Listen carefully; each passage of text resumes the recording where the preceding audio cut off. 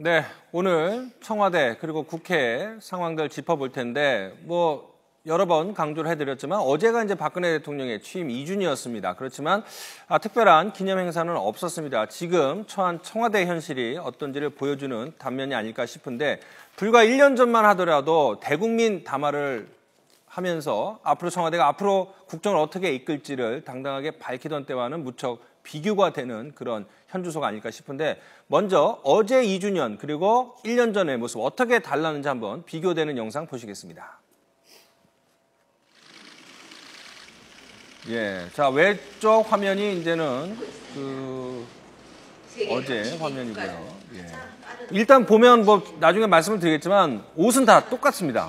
완전히 똑같은 옷을 입었고 하지만은 여러 가지 왼쪽이 이제 어제 직원 조회에서 당부 말씀을 하는 모습이고 오른쪽은 이제 기자들 상대로 그리고 생중계를 통해서 대국민 담화를 하면서 앞으로 경제 계획 어떻게 세울 건지 통일을 위해서 어떤 초석을 닦을 것인지에 대해서 국민들에게 설명하는 자리였습니다. 화면상으로 보면은 구별이 안 될 정도로 옷은 똑같은 옷을 입었습니다. 왜 똑같은 옷을 입었는지에 대해서는 또 한번 잠시 후에 집중적으로 분석을 해보겠습니다. 자, 일단 어제 분위기는 청와대가 지금 어떤 상황인지 보여주는 것 같습니다.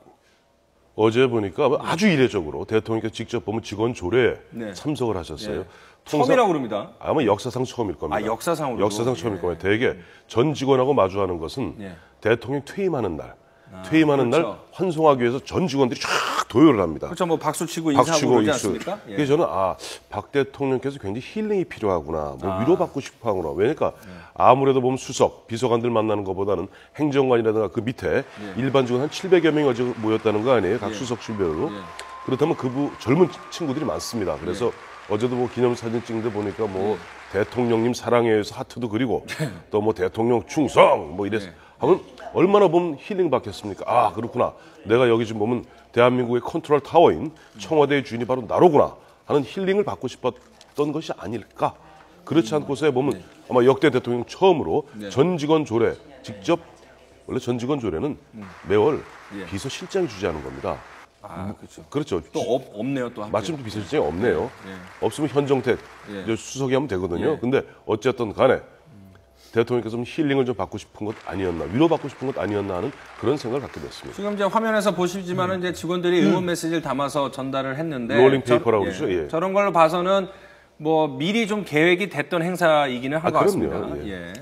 일단 이제 말씀하신 대로 대통령께서 이제 어쨌든 힐링을 얻고 싶어서 하는 그런 부분 이제 있을 것으로 보이고 지금 저 청와대 상황이 말씀하신 대로 이제 위기 상황이기 때문에 직원들을 독려하는 의미도 이제 상당 부분 들어갔다고 할 수 있겠고 국민들로부터의 비판을 사실은 이제 많이 완화시켜야 되는 상황인데요. 가장 이제 비판이 이제 제기됐던 가장 핵심적인 사안이 이제 불통 논란이었는데 우리가 소통과 관련해서는 외부적 소통이 있을 수 있을 것입니다. 만약에 당과 또는 이제 의회와 또는 국민들과의 어떤 소통을 강화하는 모양새를 보여주는 것도 중요하긴 할 텐데 내부적 소통도 사실은 국민들이 기대하는 바라고 할 수 있거든요. 대면 보고가 없었다 이런 비판들이 있었기 때문에 최대한 대통령이 청와대 안에서라도 직원들과 만나는 접촉면을 확대하는 모습들을 국민들에게 보여줌으로써 기존과는 다른 어떤 소통을 강화하는 스타일로 변화되었다는 이미지를 국민들에게 전달하고자 하는 그런 메시지도 담겨 있다 이렇게 볼 수 있을 것 같습니다. 힐링 측면도 있을 것이고 그다음에 내부 소통하는 모습을 보여줘서 대통령이 점점 바뀌고 있다 이런 모습을 보여주고 싶은 의도가 있지 않을까라는 분석이신데 그럼 그 자리에서 박 대통령은 어떤 이야기를 했는지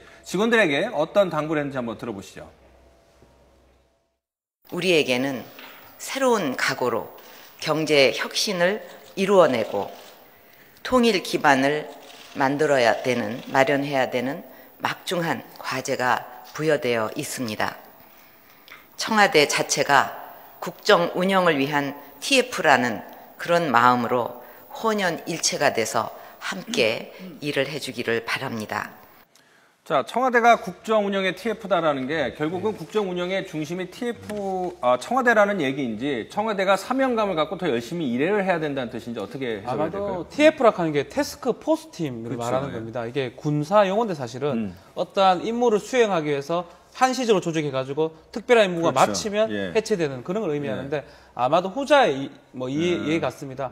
아주 우리 청와대가 이 일을 수행하기 위해서 정말 열심히 하고 이제 일 다 하고 해체하는 그런 마음으로 하자 그 뜻으로 TF라고 얘기한 것 같고, 지금 뭐 힐링 이런 측면도 있지만 한편으로는 또 공직기관을 다스리는 측면이 있는 것 같아요. 청와대 내부에서 뭐 문건 유출이라든지 이런 논란이 사실 있었거든요. 그래서 비서실장 교체 시점이기도 하고 직접 조례를 저렇게 한다는 의미 중에 하나가 직접 이렇게 공직기관을 스스로 이제 직원들한테 얘기하는 그런 측면도 있지 않나 생각이 좀 듭니다. 자, 정치인들이 옷을 뭐 허투루 입지 않을 텐데요. 그렇죠. 특히 어제처럼 의미 있는 날 의미 있는 옷을 입었던 것으로 사료가 되는데 한번 옷차림도 비교를 해보겠습니다. 취임식 때, 2013년 취임식 때, 그리고 취임 1주년 때, 취임 2주년 때 이렇게 비교를 해봤는데 보시는 것처럼 1주년과 2주년 때 똑같은 옷을 입었고 옷이 같아요. 액세서리까지도 똑같이 브로치가 하고 있습니다. 같아요. 자, 왜 똑같은 옷을 입었을까? 예전에 초심이라는 얘기도 있던데요. 초심이죠. 보면 예전에 박근혜 대통령이 의원 시절에 보면은 어떨 땐 치마도 입었다가 바지도 입었다 왔다 갔다 했어요. 예. 그런데 박근혜 의원이 바지 입으면 전투가 벌어지는구나. 전투복이라고 그럽니다. 전투복. 바지 입었을 땐 전투복. 전투복 딱 입었을 땐 좀 뭔가 강하게 야당 때니까 여당을 압박해야 되겠다. 대여 투쟁. 대여 투쟁에 나서야겠다 하면 바지를 입었습니다. 근데 박근혜 대통령이 보면 첫 취임식 할 때 제일 왼쪽 사진이죠. 보면 취임식 때 외부에 입었던 코트니까 뭐 카키색. 카키가 뭡니까? 군대에 그렇죠. 군대에 서 있는 전투복이에요. 그다음에 2년차, 3년차 그러니까 시작하는 작년과 올해까지 옷 브로치 이 안에 있는 목걸이까지 다 갔거든요. 그래서 초심을 잃지 않겠다. 그다음에 기본적으로 카키색이라는 것이 내가 아주 결연한 자세로 이번에 본인이 작년에 말씀하셨던 거죠. 사실은 경제혁신 3개년 계획 작년에 말씀하셨는데 작년은 세월호 참사 때문에 사실 허송하지 않았습니까? 시간을 이번에는 정말 결연한 각오로 대통령께서 늘 말씀하시는 골든타임이다. 올해 마지막 골든타임에 결연하게 나서겠다는 의지를 갖다가 보여주는 것이 작년 또 재작년까지 카키색 계통으로 특히 작년하고 올해는 같은 옷과 같은 브로치, 같은 목걸이까지 하고 나온 거죠. 그러니까 환 선생님이 저보다 훨씬 눈썰미가 좋으시네요. 저는 이제 왼쪽 브로치만 똑같은 걸 봤는데 목걸이도 똑같다는 건 상당히 코디를 엄청나게 작심을 하고 한 것 같습니다. 작심하고 항상 보면 코디가 이게 뭐 일부러 하는 게 전혀 없거든요. 똑같습니다. 2년차 때하고 지금 똑같기 때문에 브로치 색깔은 조금 어두운데 지금 색깔은 또 옷은 거의 똑같은 옷으로 보이거든요. 같은 옷이에요. 아마 이 국방색, 카키색이 의미하는 게 저도 비슷하게 생각하는데 내보다는 국가를 생각하고 초심으로 돌아가자 이런 어떤 표현이 아닌가. 신년 때는 빨간색 좀 짙은 옷을 입었었거든요. 그때는 개혁을 추진해야 되겠다 그런 마음이었고 아마 이 옷에 많은 의미가 담겨 있다고 봐야 됩니다. 항상 옷을 신경 써서 이렇게 입는 스타일인데 아마도 초심으로 돌아가서 국가를 위해서 열심히 해보겠다라는 그런 의미로 저 옷을 입은 게 아닌가 생각이 듭니다. 자, 어제 직원 조회 시간에 이제 박근혜 대통령이 참석을 해서 서로 격려도 하고 덕담도 주고받았는데 행사 분위기 어땠는지 또 대통령이 이 직원들에게 어떤 얘기인지 한번 보십시오.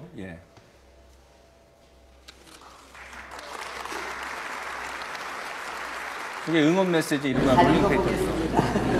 밥을 해야 될 것 같아요. 그러니까 청와대 직원이 한 700명 되나요? 실제 보면은 경호실까지 한 1000명 돼요. 근데 어제 보면 그 자리에 참석한 사람은 비서실 더하기 경호실 등등해서 한 700여 명이 참석했다. 그렇게 알려져 있죠. 그래서 이제 그 직원들이 일일이 대통령에게 하고 싶은 말을 적어서 롤링페이퍼를 적고 대통령이 밤새 읽을 정도 양이 많다 이렇게 얘기를 했는데 기념 촬영도 했다고 합니다. 현장 분위기 한번 살펴보시겠습니다. 현장 분위기를 보시면 조윤선 정무수석실 이제 각 수석실별로 대통령이 기념사진을 찍은 것 같아요. 기념 촬영을 했죠. 그랬더니 조윤선 정무수석이 구호를 외친 건 대통령님 파이팅.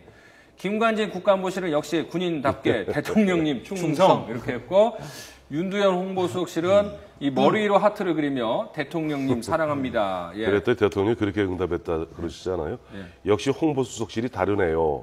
근데 제일 제가 보면 재밌었던 게 민정수석실. 보통 수석실이 보통 행정관의 밑에 아래까지 일반 직원까지 한 40에서 50명 가량 됩니다. 민정수석실이 사실 제일 많죠. 민정수석실을 좀 웃으세요. 민정수석실 하면 사실은 뭐 보면 그 내무 암행 그렇죠. 어사팀 아니에요. 암행어사. 쉽게 얘기해서 암행어사죠. 암행어사들이니까 우선 표정 자체도 뭐 검경, 뭐 국정원에 나온 사람들이니까 얼굴도 굳었고 하니까 아유 민정수석실에 올해 할 일이 고생들 많은데 좀 웃으세요. 그래야지 사진이 잘 나오지 않겠어요. 나름대로 어제 분위기. 제가 그래서 어제 보니까 대통령이 힐링 받고 싶어 하는구나 하는 말씀을 계속 드리는 것이 사실 보면 그렇지 않아요. 보면 지금 요즘 뭐 박근혜 대통령의 지지율도 굉장히 뭐 바닥을 쳤다 조금 상승세 기미가 있긴 합니다만은 추동력도 안 생기고 하다 보니까 아까 우리 박지원 변호사 굉장히 좋은 말씀해 주셨는데 타스크포스라는 게 뭡니까? 제가 만약에 대통령 어제 고스트라이터 글을 써주는 스피치라이터였으면 타스크포스라는 표현 안 썼을 겁니다. 타스크포스는 그야말로 임시 한시 조직이라는 뜻이거든요. 저 같으면 청와대는 국정 운영의 컨트롤 타워다라고 얘기했어요. 보통은 그렇게 쓰는데. 컨트롤 타워라고 쓰지 타스크포스라는 한시적 개념으로 바로 일 마치면은 그 과제를 맞추고 나면 그야말로 바로 해산되는 그런 임시 조직이라는 부분을 강조를 안 했죠. 물론 대통령께서 말씀하시고자 하는 것은 그 타스크포스 같이 특공대 같이 결연한 자세를 하자는 뜻인데 그 스피치라이터가 조금 용어를 잘못 선택한 것 같아요. 지금 이제 청와대도 사실 분위기가 많이 좀 가라앉아 있을 가능성이 높습니다. 어쨌든 대통령에 대한 화면에 나오는 상으로는 되게 화기애애는 합니다만 대통령이 이제 어제 사진을 찍으면서 이제 농담도 하고 이제 이런 것들은 또 대통령이 직접 어쨌든 뭐 위로를 받고자 하는 부분도 있었겠지만 직원들을 위로하고 격려하는 차원도 상당히 있었다고 할 수 있거든요. 이 상황에서 대통령이 농담까지 던지는 것을 어쨌든 계획하고 마음에 두었다는 것이기 때문에 가라앉은 청와대 분위기, 직원들의 어떤 사기를 좀 북돋우자 하는 이제 그런 의도도 대통령이 좀 결심을 하고 의도하고 이제 행사를 진행한 것이 아닌가 하는 생각도 듭니다. 예, 뭐 어제 3년차 첫날이라고 볼 수가 있었는데 당정청 협의회, 그동안 새누리당에서 줄기차게 요구했던 당정청 정책조정협의회가 열렸습니다. 현장 분위기를 일단 보고 오실 텐데요. 자, 그런데요. 저희는 이제 궁금한 게 저도 이제 국회 출입할 때 당정청 고위 협의회 취재할 때 보통 이제 총리 공간에서 하는데 그렇죠. 국회에서 열렸다라는 게 좀 의미가 있는 것 같아요. 그러니까 보면은 당정청, 우리 통상 당정청 하지만 사실 힘은 청정당 아닙니까? 그렇죠, 지금까지 말은 당정청했지만은 힘은 청정당이었기 때문에 고위 보면 당정청 회의를 하더라도 삼청동에 있는 총리 공간에서 하고 늘 그래 왔었어요. 근데 이제는 아무래도 대통령이 좀 힘이 빠진 상태에서 당이 보면은 뭐 김무성, 유승민 두 대표 체제에서 당이 좀 주도해서 뭘 좀 해보겠다. 특히 내년에 총선이 있지 않습니까? 그러니까 아무래도 당의 목소리, 당의 주도력이 그립이 강해질 수밖에 없는 거예요. 그러니까 당에서 오히려 청와대, 현정택 수석 등을 야 국회로 와라. 그렇죠. 사랑제로 와라. 그다음에 우리가 왜 총리 공간 가냐? 우리가 왜 총리가 또 지금 총리 이건 또 어제 마침 모임이 보니까 비서실장이라든가 국무총리라든가 당 대표가 빠지고 그 아래 단계인 일본 실무적인 그런 당정청 회의거든요. 그러니까 원내대표 정책위장, 이제 청와대에서 비서실장 안 나오고 정책수석, 정책조정수석, 정무수석, 경제수석. 그다음에 당에서도 정부에서도 두 분 부총리 이렇게 나오지 않았어요. 국무조정실장하고 그러다 보니까 국무총리 공간에서 하기엔 좀 현실적으로 어려웠겠죠. 어렵더라도 어쨌든 어제 그 상징적으로 보여주는 것은 또 현정택 수석도 그 얘기했습니다만은 당에서 이렇게 하시니까 저희가 건너왔습니다. 라고 표현한 거 봐도 당분간은 당이 좀 주도적으로 당정청 회의를 갖다 끌어가겠다는 의지, 힘을 보여주고 있는 것 같습니다. 아무래도 뭐 다른 그 당정청 사람들은 어제 대정부 질문이 국회에서 열렸기 때문에 겸사겸사 국회에서 모였다라고 얘기를 할 수도 있겠지만 지금의 상황은 어쨌든 국회에서 열린 당정청 정책고위협의회의 의미를 장소에 대한 의미도 그렇게 둘 수밖에 없는데 어떤 이야기가 오갔는지 녹취 한번 들어보고 이어가도록 하겠습니다.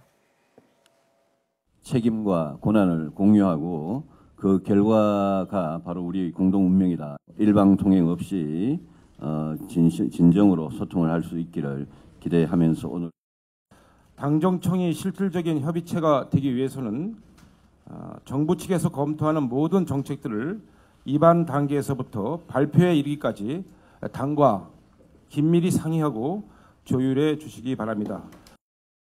이제는 축구에서 골처럼 성과를 가시적으로 내야 할 그런 시기임을 저희들은 명심을 하고 있습니다. 국민들의 삶에 도움을 주는 여러 의제들이 논의되는데 정말로 생산적인 논의가 돼서 국민들의 기대에 부응할 수 있었으면 좋겠습니다. 자, 지금 당정청의 대표 인사 3명의 그 어떤 이야기를 들었는데 가장 관심이 되는 건 이제 새누리당 원유철 정책위 의장이 앞으로 주요한 정책은 당과 긴밀히 상의해라. 그래서 이제 오늘 언론은 당이 중심을 잡겠다 이런 의도로 해석을 했습니다. 지금 워딩만 봐도 원유철 정책위장은 요청을 합니다. 요구를 하고 어떻게 보면 명령조로 보이거든요. 처음부터 시작부터 끝까지 발표할 때까지 당하고 긴밀히 상의하고 하라고 그랬고 또 최경환 경제부총리 같은 어떻게 답변했냐면 좀 골 한번 넣어보겠습니다라고 얘기를 한 거고 그러니까 실적 올리겠다. 그렇죠. 뭐 이런 현정택 정책소정도 이건 의미는 하고 의미는 회의고 잘해보겠다 얘기한 거고 결국 결과론적으로 봤을 때도 워딩만 봤을 때도 당에서는 어떤 요구를 하는 입장이고 뭐 청와대나 정부 입장에서도 그 요구에 대해서 부응하는 그런 어떤 워딩으로 보기 때문에 아마 봐도 당한테 많이 이렇게 힘이 쏠려 있는 그런 회의가 아니었나 생각이 좀 듭니다. 이제 지시, 명령, 하달 아래 이제 주체와 객체가 사실 바뀐 모습을 어제 보여줬다고 할 수 있어요.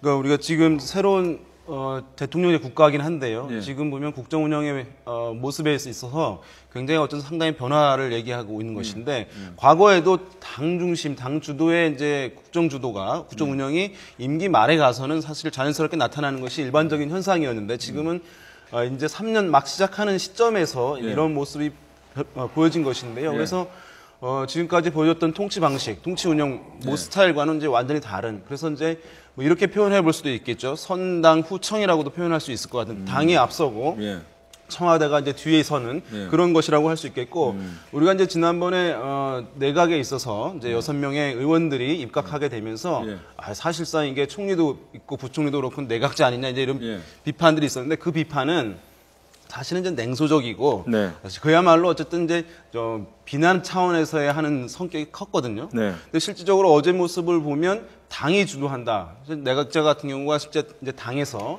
모든 국정 운영을 중심으로 가져가는 것인데 그런 모습들을 사실 어제 보여줬다. 실질적인 내각제적 형태를 어제 보여준 측면이 있다 이렇게 볼 수 있을 것 같습니다. 말씀하시니까 지시, 명령, 하달, 지시, 명령, 하달의 주체가 당으로 옮겨졌다라고 의미를 부여를 하셨는데 제가 이제 또 궁금한 건 새누리당이 너무 이 대통령의 힘을 너무 일찍 빼는 게 아닌가라는 생각도 들 법도 해요. 청와대 입장에서는. 청와대 입장에서 조금 내부적으로는 떨떠름하겠죠. 근데 이것이 쭉 우리가 한 좀 40년 전으로 돌아가 보면 1977년에 부가가치세 도입을 놓고 당시 당정과 당청과 아니죠. 당과 정청이 엄청나게 붙습니다. 당에서는 이거 절대 안 됩니다. 78년에 지금 총선이 있는데 총선 앞두고 이게 세금 올리는 법이 어디 있습니까? 라고 거의 필사적으로 막습니다. 근데 당시 김정년 비서실장의 청와대 비서실의 주도에서 또 정부에서는 김용환 재무장관 등이 밀어붙입니다. 남도국 부총리 등이. 그래서 부가가치세를 갖다 도입을 하죠. 그 결과 우리가 너무나 잘 아는 바와 같이 78년 12월 선거에서 1.1%포인트 집니다. 공화당이. 집권당이 딱 약세를 보이니까 대통령의 레임덕이 바로 와버려요. 그것이 부마항쟁 그리고 박정희 대통령의 죽음입니다. 마찬가지예요. 지금 내년 총선이 있습니다. 1년밖에 안 남았어요. 1년밖에 안 남은 상태에서 최근에 보면은 이것도 이거 한번 다 읽어야 되죠. 그저 2월 16, 17일 리얼미터에서 2월 16일, 17일 이틀 동안 보면 전국 19세 이상 유권자 1000명을 대상으로 전화 면접. 죄송한데 그냥 간단히 숫자만 얘기해 주시죠. 이거 하면 다 해야 된다는데. 하여튼 등등등에서 응답률 16.3%인데 플러스 마이너스 3.1%포인트인데 이게 뭐냐니까 정당 지지도가 지금 0.9%포인트 차로 지금 따라붙지 않았어요. 전국적으로 34.7 대 33.8인데 죄송합니다. 수도권에서는요. 지금 새누리당이 지고 있습니다. 전국 유권자의 반인 수도권에서는 새누리당이 지고 있다는 것에서 새누리당이 만약에 이런 분위기에서 주도를 못하고 당이 주도 못하고 정부와 청와대에 끌려가듯이 통법하듯이 가다가 내년 총선에 무너지게 됐을 때 그 어떻게 보면 지금 박근혜 대통령이 지금 잠깐 좀 레임덕 겪는 것보다 수백 배의 충격을 받게 됩니다. 그러니까 당분간은 당에서 주도하는 것을 대통령도 어느 정도 용인할 수밖에 없을 겁니다. 정리로 하자면 지금 새정치민주연합이 새누리당을 바싹 따라 붙었고 사실상 오차 범위 안에서는 뭐 같다고 봐야 되고. 봐야 되고 또 특히 이제 우려되는 거는 수도권에서는 오히려 상당한 정도 10%포인트가량 지금 새누리당을 앞서고 있습니다. 새정치민주연합이. 이런 분위기죠. 새누리당 입장에서는 선거 때마다 항상 최대 격전지인 수도권에서도 지금 뒤처지고 있기 때문에 위기의식을 느끼지만 큰 틀에서 보면 청와대가 지금 새누리당의 어떤 공세가 안타깝거나 좀 섭섭할 수도 있겠지만 총선에서 이겨야 새누리당도 살고 대통령의 레임덕도 나올 수 있기 때문에 살 수 있죠. 공멸이 아니라 공생 공존할 수 있다. 뭐 이런 의견이신 것 같아요. 맞습니다. 사실은 뭐 지금 보면 나와서 이렇게 보면 아주 유익한 자리였다고 이렇게 최경환 부총리는 얘기를 하는데 막 그 부분도 있고 또 황우여 그 부총리 같은 경우는 이제 어떻게 얘기했냐면 분위기가 좀 하기 애매했다 얘기를 합니다. 근데 유승민 원내대표는 생각 차이가 있는 게 아니냐. 결국은 사실은 두 번째 아니면 세 번째가 맞는 말 같아요. 그렇죠. 하기 애매한 거 청와대나 그 정부 입장에서는 하기가 애매했고 유승민 그 우리 당 입장에서는 생각 차이 있는 거다. 결국은 지금 새누리당 입장에서 좀 황태순 위원님 말씀처럼 아주 위험한 상황이거든요. 총선을 앞두고 있고 지지율은 정말 많이 떨어지고 있고 이런 상황에서 뭐 당 입장에서도 내년 총선도 걱정을 해야 되고 그래서 같이 가야 된다는 생각을 하면서 당이 좀 주도하는 느낌이 들고 그렇지만 청와대 입장에서는 많이 서운하겠죠. 그래서 하기 애매하거나 아니면 좀 안 좋았다 이런 게 그래픽 다시 한 번만 올려주시면 여기 대해서 좀 해석을 한번 해보면 유승민 원내대표 같은 경우에는 서로 생각의 차이는 있는 것이다. 다름은 인정하지만 저 안에 숨겨진 의미는 다름은 있지만 어쨌든 우리말을 따라라 이런 의미 같고 제가 봤을 때는 황우여 부총리는 분위기가 화기애매했다라는 거는 약간 온건파 아닙니까? 그러니까 그렇죠. 중간에서 당과 청이 서로 격돌하고 있으니 이거 참 어디 손을 들어주고 어딜 지지해줘야 할지 모르는. 저 세 분 다가 좀 현역 의원들 아니에요. 그렇죠. 두 분 저 부총리 다 현역 의원이란 말이에요. 또 보면은 최경환 원내대표도 하셨고 황우여 원내대표 당대표도 하신 분 아니에요? 보통 우리가 화기애애했다 그러죠. 근데 농담으로 할 때 참 떨떠름한 분위기일 때 화기애애를 화기애매라고 표현하거든요. 그러니까 지금 황우여 부총리가 그 분위기, 어제 당정청 분위기를 80분간 열렸습니다만 딱 한마디로 요약해 주는 거예요. 겉으로는 화기애애한 듯 했지만 비공개 회담으로 딱 들어가고 문 잠그면서부터는 서로 당과 정부 간에 치열한 이견이 있었던 거예요.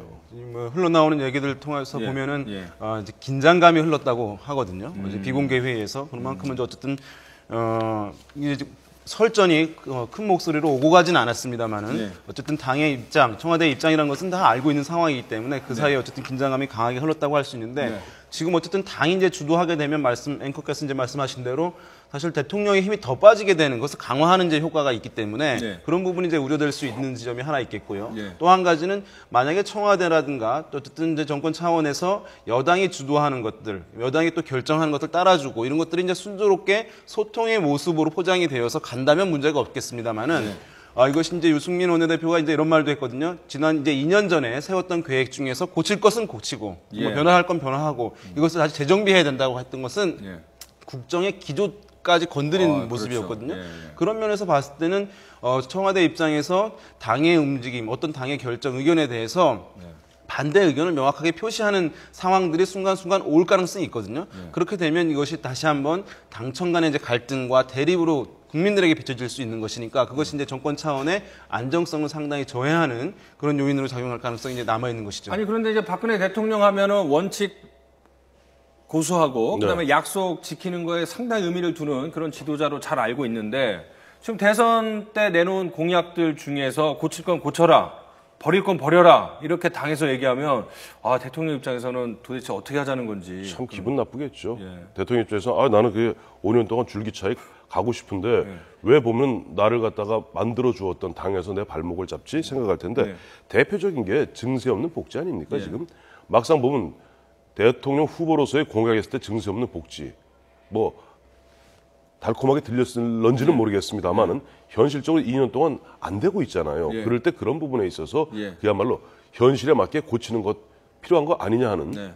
왜냐니까 당장 증세 없는 복지 이거 지키려다 보면 꼼수로 증세를 하거나 아니면 복지를 갖다가 이상 주었던 복지를 뺐거나 지금 뭐가 안 되고 있는 거예요. 그것은 뭐냐니까 내년에 당장 보면 유권자들에게 표를 갖다가 어떻게 보면 좀 소구해야 될 당의 입장에서는 그건 억장이 막힐 일입니다. 그러니까 오히려 당에서 그런 얘기하는 것이고 어제 심지어는 분위기에 이런 말씀하셨잖아요.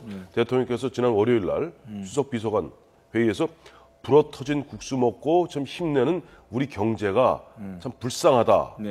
근데 어제 거기에 대해서 심상정 정의당 원내대표가 보면은 대표 연설에서 또 한마디 했습니다만 사실 당정청에 있을 때 이 문제를 갖고 지금 당에서 청와대나 정부를 향해서 쓴소리를 했다는 거예요. 야당을 배려해야 될 거 아니냐.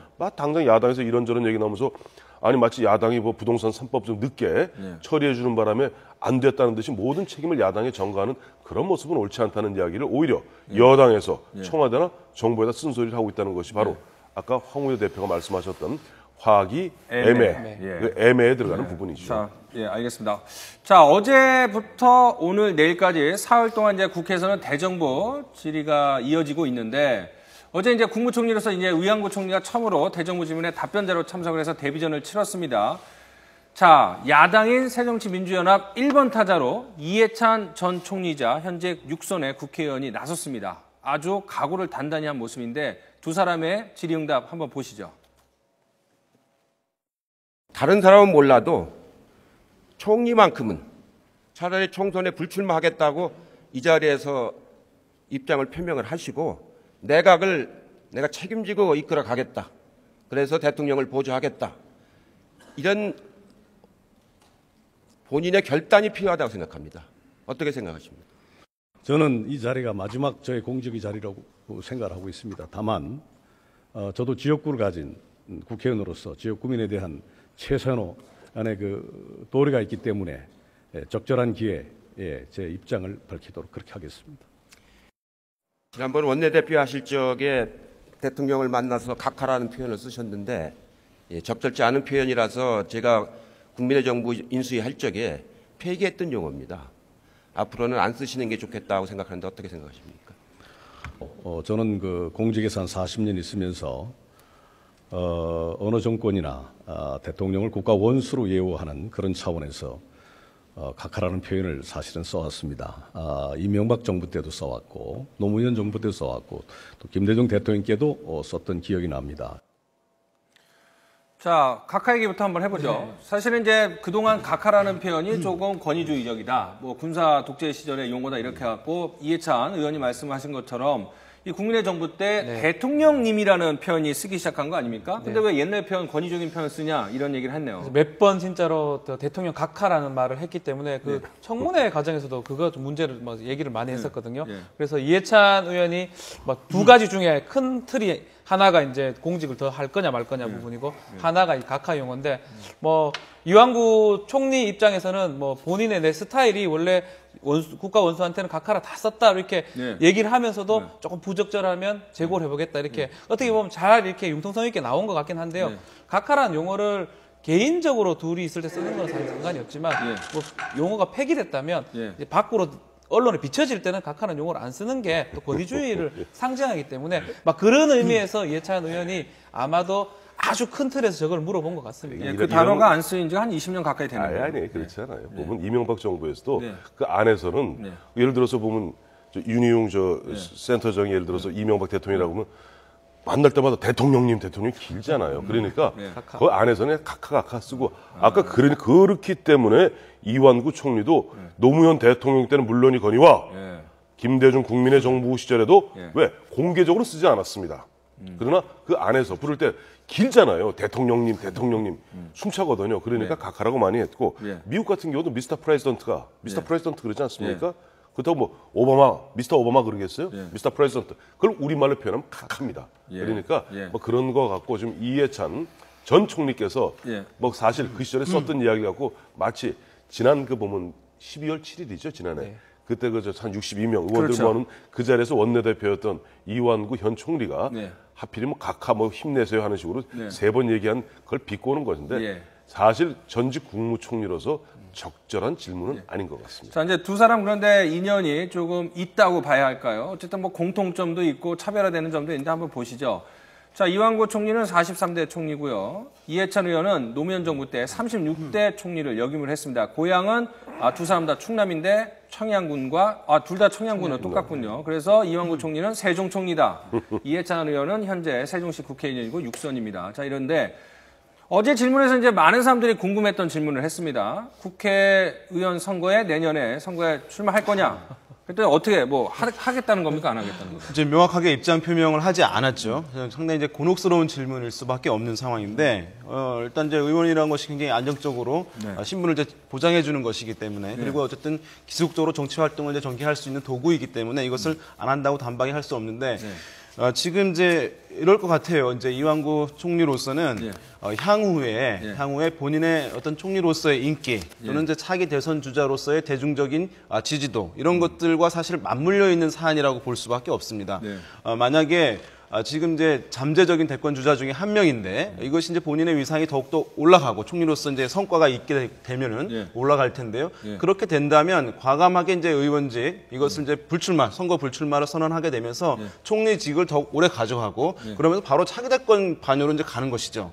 그러나 이제 그것이 생각만큼 또 기대만큼 그렇게 가지 않을 경우에는 이것이 이제 총리직을 뭐 선거 전에 총선 전에 이제 그만두게 되면서 다시 이제 의원 선거에 이제 총선에 출마를 하게 되면서 의원직을 연장하는 그런 방안을 선택할 수 있는 것이거든요. 그래서 지금 상황에서는 딱히 이완구 총리가 선택을 바로 해서 결정할 수 있는 사안은 아니어서 정치 상황을 이제 볼 수밖에 없는 그래서 명확하게 입장 표명을 유보할 수밖에 없는 그런 상황이었다. 내 마음 나도 몰라 뭐 이렇게 되는 건가요? 그런 건 아닌 것 같고요. 그런 측면도 있겠습니다.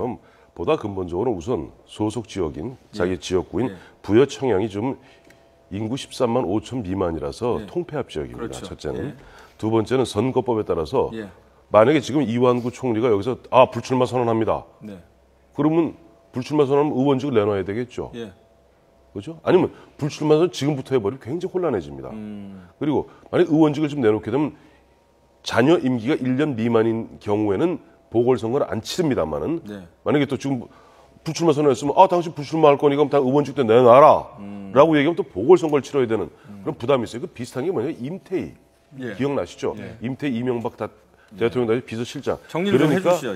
이런 부분들을 갖고 생각해서 조금 보면서 아마 한 5월, 6월쯤 되면 뭔가 입장 표명이 있을 거예요. 그러니까 지금 하기에는 여러 가지 정치적인 혼란도 야기할 수 있기 때문에 조금 더 시간을 두는 것 같지 이미 마음은 어느 정도 결정이 된 것 같다는 분석이었습니다.